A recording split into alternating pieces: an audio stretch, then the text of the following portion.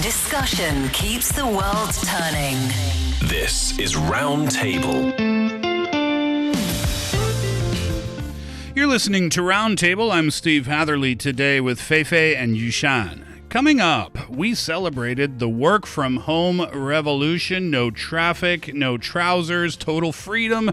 But new research is in, and it's a bit unsettling. Days without face-to-face contact are taking a real toll. Isolation is rising, relationships are fraying, and the digital leash keeps tightening. So what are we actually trading for that extra hour in bed in the morning?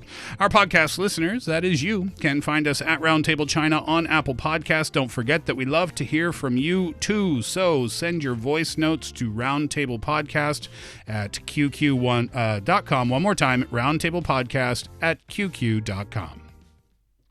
For the past few years, working from home has been marketed as the ultimate modern lifestyle luxury.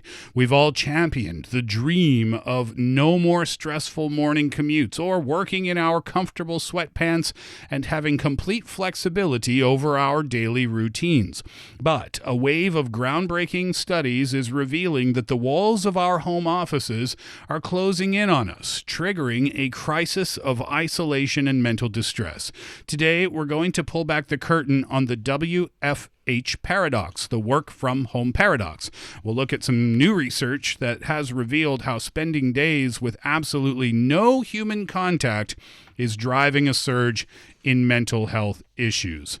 Working from home became very common, didn't it, during the pandemic? I remember that people were very excited about that in the very beginning. Then I remember people were not so excited about that a little while later. And then post-pandemic companies wanted people to come back to the office. But now there's still a large percentage of the workforce, depending on where you are in the world, that has some sort of hybrid system happening. Yeah, I think globally it's being more acceptable these days for remote working or even hybrid working shifts and schemes. And especially, I think it's very surprising, especially after the pandemic. There are figures revealing that the overall remote work rates remained roughly 4 times higher than they were in the years leading up to 2020. So apparently after the pandemic, when people have the choice of going to the offices or staying at home, more and more people are still leaning towards, working remotely and from home in a more comfortable setting in some ways. Millions of employees around the world are still spending a significant portion of their work week entirely at home. Yeah, and some of these data is actually by design. I remember reading about how some companies are deliberately putting their staff at home working from, in distance through digital ways as a mean to save costs, in the office, in the offline worlds. But still, this is where this is heading. By 2025 and 2026, the data shows that nearly 40% of all full-time employees in the U.S. operate under an all-remote or hybrid schedule. 40%. 40%. And also, there is a stark contrast in post-pandemic remote work frequency, depending on whether a job can actually be done from a computer. Yeah, sure. So workers in remote occupations such as software engineering or marketing now spend roughly 31% of their total workdays fully remote. Meanwhile, employees in their non-remotable fields like nursing or retail construction, they are only fully remote 9% of the time. And I remember some of my previous colleagues in the field of publication, journal publication, they still encourage just going to work offline for 1 week, and then for the rest of the week, you stay online. So on the international level, the frequency of working from home has basically stabilized on a global average, roughly. So most people roughly spend 1.2 days per week at home. Yes, representing 25% of all paid workdays. But also that depending on exactly where you are. For instance, with advanced English-speaking countries like Canada, the United Kingdom, and the United States, they lead the world with up to nearly 2 remote days per week. Well, for countries in Asia and Latin America, the average is much lower. And I think in China as well. Yeah, how would these statistics... I mean, I was surprised by that, 40%.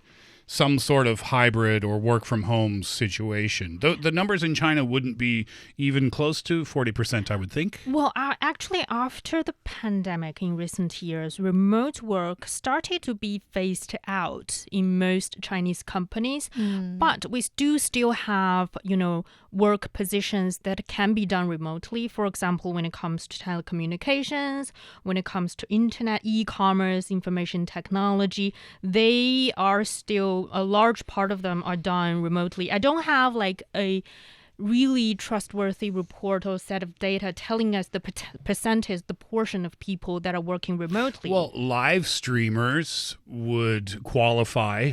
I think the definition of working remotely can be a little bit flexible here because a live streamer, for example, wouldn't go to an office Monday to Friday, 9 to 6. Because they don't have an office. That's my point. Yeah. They might not qualify for that statistic, but technically speaking, they would be working remotely. But we're not here to talk about statistics of where people are working these days. We're talking about the effect that it has on those people. Indeed. There's new scientific data that talks about the connection between working from home, isolation, and the mental health toll of doing so.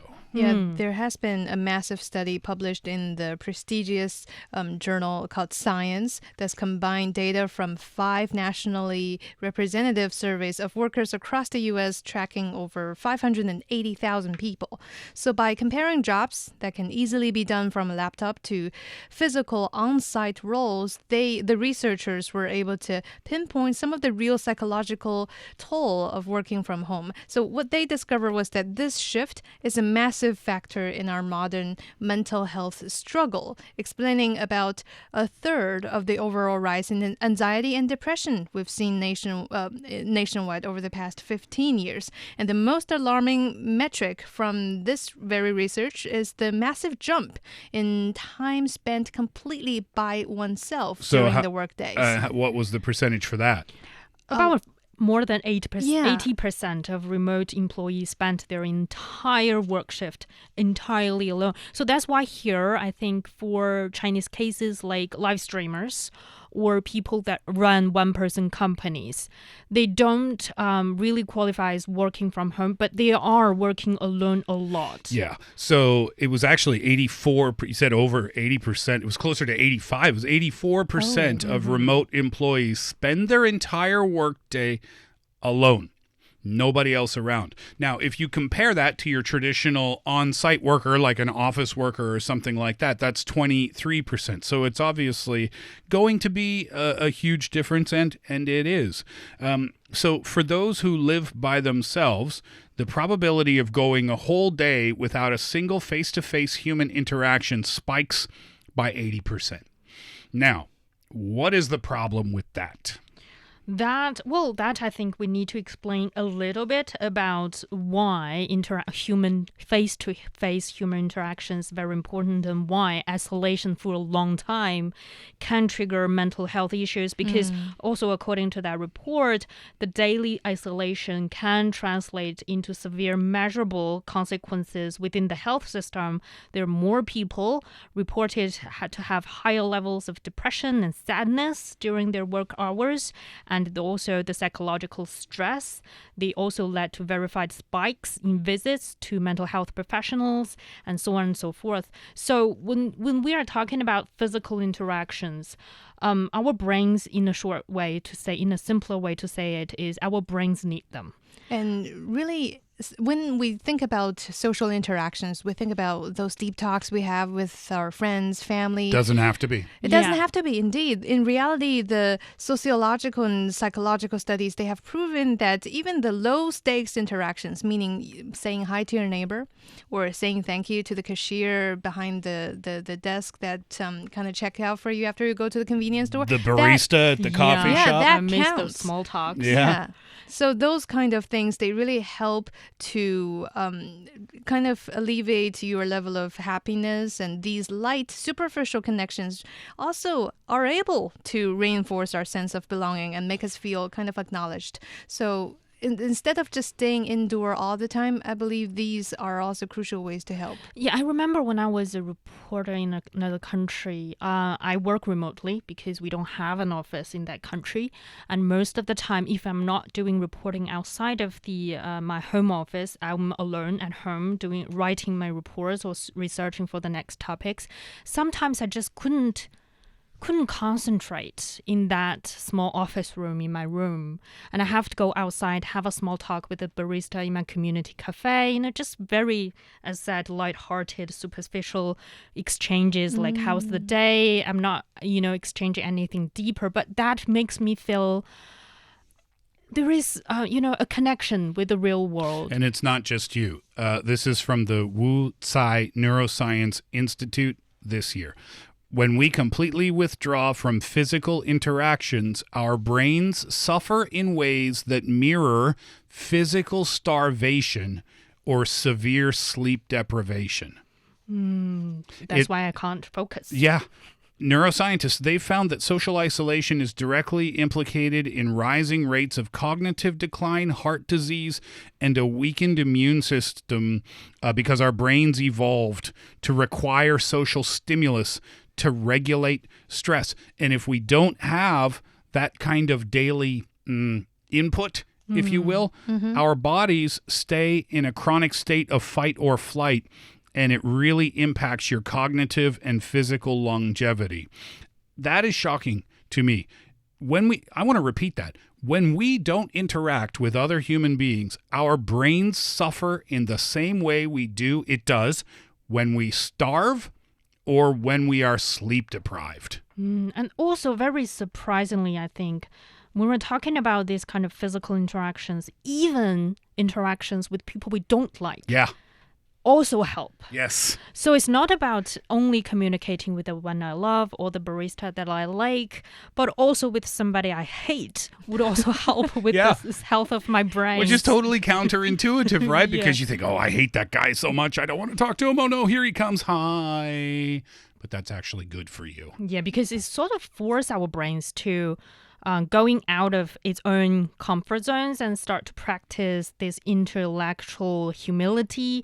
And also they are forced to navigate these slightly uncomfortable dynamics. So that gave that essential cognitive stimulation and social exercise. Social exercise, Yes, that's also very important. Social weightlifting. Yeah, so it's very important to basically communicate with anybody.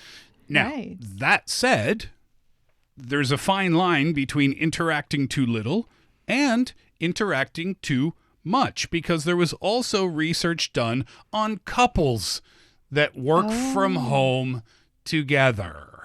So they're both staying at home. Yes. So now there is another study done.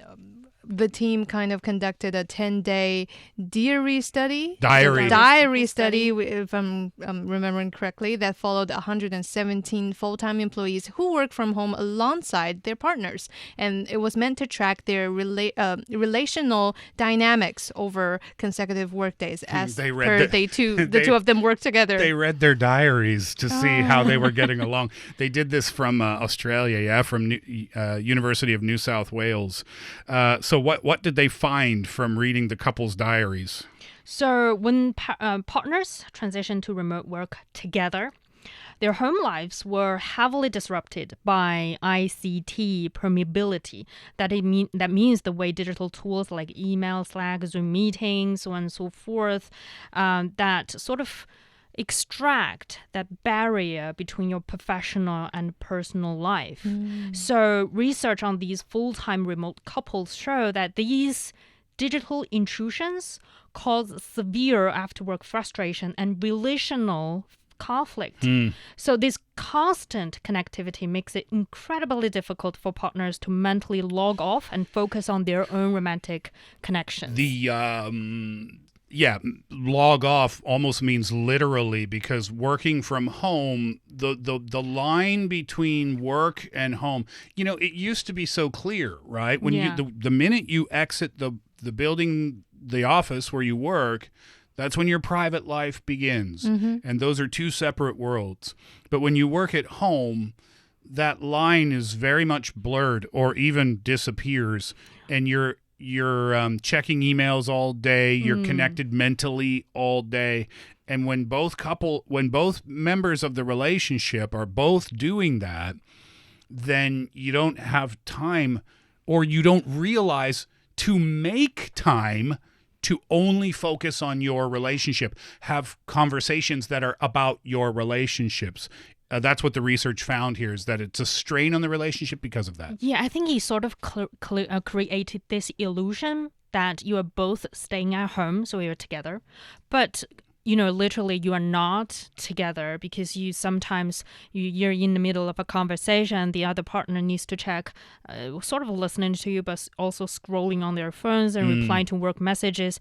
That can be frustrating and happens so both vivid. ways. Yeah. So that's where these conflicts come from when both partners work remotely from home.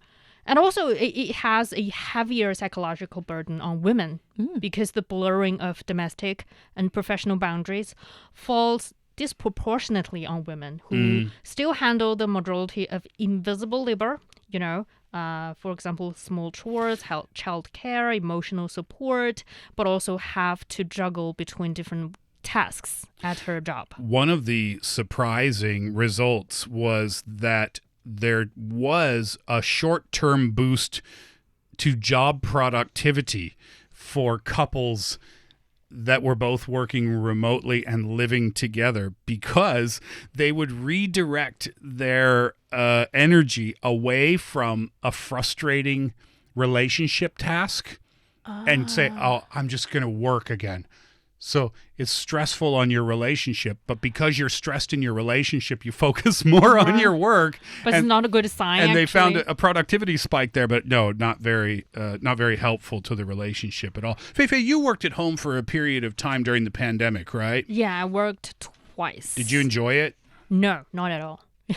To put it simply, because I live with my child, my husband, and Everybody was home all day, every day. wow. You sort of take that buffering zone between I can focus on my job and I can focus on my private life now. I sort of have to mingle among different roles in both my job and also my family. I need to be a mother at the same time. I need to be a reporter at my job. I also need to be a wife. I also need to be the one managing everything, every chores in the family. I need to look at the different apps placing orders for example, refill of detergent, so on and so forth. It's very, very, very frustrating, straining all of my energies out of. So I can relate to the point that they found this short-term spike in work productivity, because sometimes I just told everybody I'm at home, I need to concentrate, I need to record something.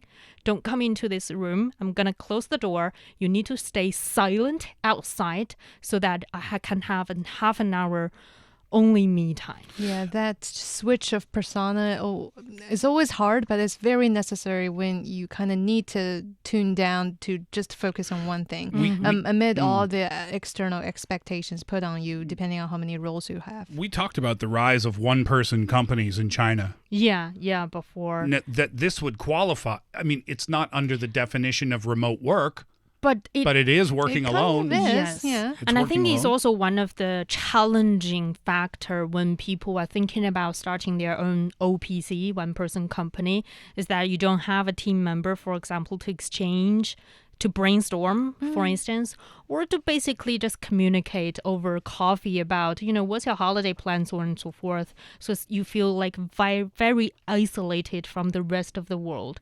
And that can be a problem when we're talking about that one PC phenomenon here in China.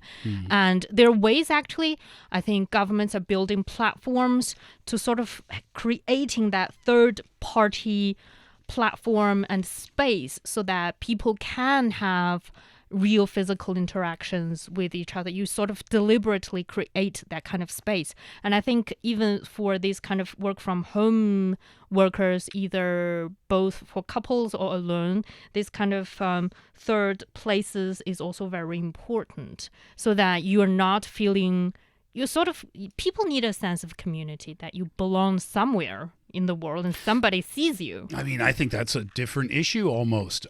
I think here we just learned that all it takes is just a little bit of interaction each day with another human being. It doesn't have to be about life goals or choosing university majors or whatever. It can simply be, how's it going? Yeah. How you doing? And you don't even have to be honest in your answer. You just say, fine, thank you, that helps. Yeah. Work on the responding and asking and chit-chatting with other people. It always helps. And I am so introvert and I don't like to deal with people. It's no longer a good excuse in terms of your health. Well, we learned today that you can just call someone you hate. Or going to a local Right. cafe and listening all the buzzing, hustling sound in the background. That also helps in some way as well. Don't forget, people. We need people in our lives. That'll do it for today's Roundtable. Thank you very much for spending your 1 hour with us. I'm Steve for Fei Fei and Yushan. Enjoy your day, and please do come back next time.